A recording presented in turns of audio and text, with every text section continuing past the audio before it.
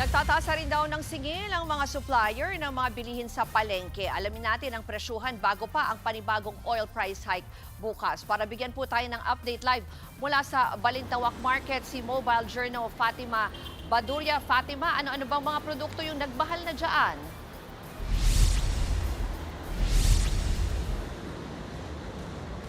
Ruth, nagsimula ng magtaas ang presyo ng ilang bilihin dito sa Balintawak Market.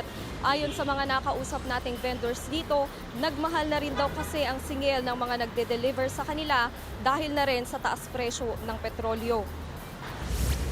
Dito nga, Ruth, sa Balintawak, bagamat 48 pesos pa rin ang well-milled na bigas, umaabot naman na ng 60 pesos ang premium na bigas na dati ay nasa 54 pesos lang kada kilo. May taas presyo na rin ang karne ng baboy mula sa dating 265 pesos, 280 pesos na. Ang manok naman, 155 per kilo pa rin, habang ang karne ng baka ay 480 per kilo.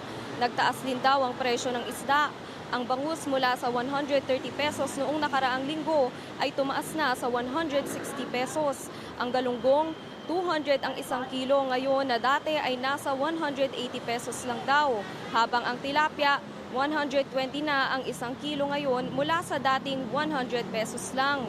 Ang gulay at ilang sangkap nagtaas din. Pero ayon sa mga nakausap natin kanina, hindi raw nila ito mabenta ng mas mahal dahil masisira lang din daw kapag hindi nabili.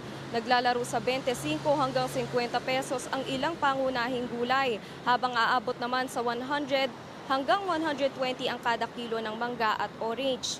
Ruth, kung magagawin naman ng mga kapatid natin dito sa Balintawak para mamili, sabi ng mga nakausap nating tsoper ay wala namang taas singil sa jeepney at tricycle at aabangan daw nila ang aprobadong fare hike kung sakali. Ruth? Yan po ang Express Report ni Mobile Journal Fatima Baduria mula sa Balintawak Market. Mga kapatid, Ruth Cabal po para sa mabilis na pasada ng mga balitang dapat niyong malaman, mag-follow at mag-subscribe sa social media pages ng News 5.